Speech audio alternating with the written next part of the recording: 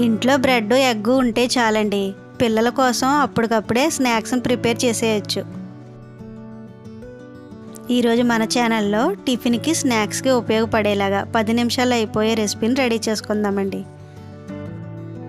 ఇడ్లీ దోశలకు బదులుగా సింపుల్గా 10 నిమిషాలు అయిపోయే ఈ రెసిపీని తప్పకుండా ట్రై చేసి చూడండి.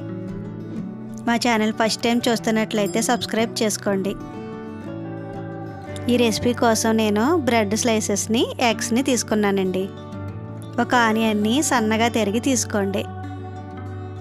ఇందులోనే ఒక పచ్చిమిర్చిని కూడా బాగా చిన్నగా తరుక్కుని తీసుకోండి. స్టవ్ పైన చిన్న కడాయి పెట్టుకుని కడాయిలో 1 టేబుల్ స్పూన్ ఆయిల్ వేసుకోండి. ఆయిల్ హీట్ అయిన తర్వాత మనం కట్ చేసుకున్న ఆనియన్ పీసెస్ని వేసుకుని వేయించుకోండి. ఆనియన్స్ ఇలా మగ్గేటప్పుడే కట్ చేసుకున్న కరివేపాకు రెమ్మను కూడా వేసుకుని వేయించుకోండి. ఆనియన్స్ని కొద్దిగా కలర్ మారేంత వరకు వేయించుకోండి. ఆనియన్స్ కొద్దిగా కలర్ మారిన తర్వాత ఇందులో 1/2 టీ స్పూన్ పసుపు, రుచికి సరిపడా సాల్ట్ని, 1/2 టీ స్పూన్ కారాన్ని కూడా వేసుకుని ఒకసారి బాగా కలుపుకోండి. దీన్ని బాగా కలుపుకున్న తర్వాత ఇందులో కొద్దిగా క్యారెట్ని కూడా తురుముకుని వేసుకోండి. వేసుకున్న క్యారెట్ తురుముని బాగా కలుపుకున్న తర్వాత ఈ క్యారెట్ ఎక్కువ మగ్గవలసిన అవసరం లేదండి, కొద్దిగా మెత్తబడితే సరిపోతుంది. ఇప్పుడు ఇందులో 2 టేబుల్ స్పూన్ల టమాటా కచప్ని కూడా వేసుకుని ఒకసారి బాగా కలుపుకోండి. టమాటా కచప్ని బాగా కలుపుకున్న తర్వాత స్టవ్ ఆఫ్ చేసుకోండి.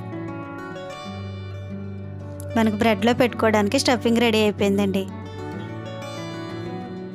ఒక గిన్నెని తీసుకున్న 2 ఎగ్స్ని కొట్టుకుని వేసుకోండి.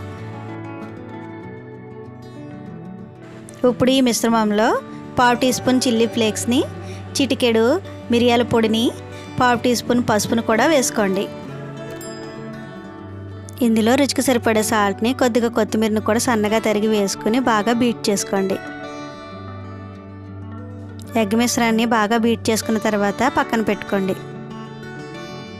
తీసుకున్న బ్రెడ్ స్లైసెస్లోంచి ఒక బ్రెడ్ స్లైసెస్ని తీసుకుని రౌండ్గా ఉన్న ఒక క్యాప్ని తీసుకుని కట్ చేసుకోండి. తీసుకున్న బ్రెడ్ స్లైసెస్ని అన్నిటినీ ఇలా రౌండ్గా కట్ చేసుకుని తీసుకోండి. వీడియోలో చూపించిన విధంగా ఇలా కట్ చేసుకున్న తర్వాత ఒక బ్రెడ్ స్లైసెస్ని తీసుకుని మనం రెడీ చేసుకున్న స్టఫింగ్ని అందులో పెట్టుకోండి. స్టఫింగ్ని పెట్టుకున్న తర్వాత ఇంకొక స్లైసెస్తో వీడియోలో చూపించిన విధంగా కవర్ చేసుకోండి. ఇదే విధంగా అన్నిటిని కూడా రెడీ చేసుకుని పెట్టుకోండి. ఇప్పుడు స్టవ్ పైన కడాయి పెట్టుకుని కడాయిలో 3 టేబుల్ స్పూన్ వరకు ఆయిల్ వేసుకోండి.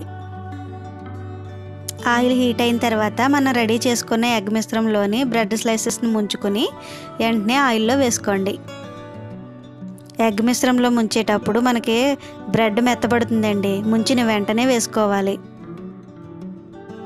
బ్రెడ్ ఆయిల్లో ఒకవైపు వేగిన తర్వాత రెండో వైపు కూడా నెమ్మదిగా టర్న్ చేసుకుని రెండో వైపు కూడా కాల్చుకోండి.